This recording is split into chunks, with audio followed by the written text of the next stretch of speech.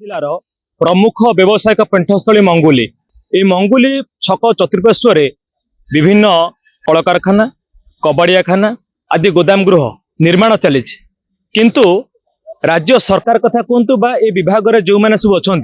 राज्य प्रदूषण विभाग कथा कहतु तथा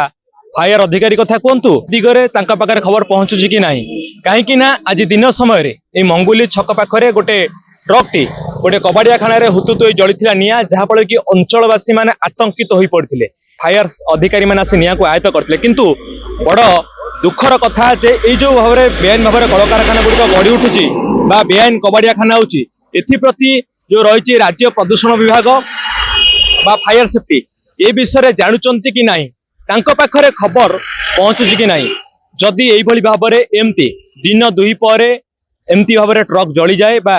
आतंकित लोक मैंने हुए तेबे आम ए दिगरे राज्य प्रदूषण विभाग पदक्षेप नौची एवं आंकर जहाँ रही वार्षिक जो रेनुआल होची कि नहीं सरकार गाइडलाइन एमाने मानुचंती कि नहीं ए दिगरे केबे पदक्षेप नौचंती राज्य प्रदूषण विभाग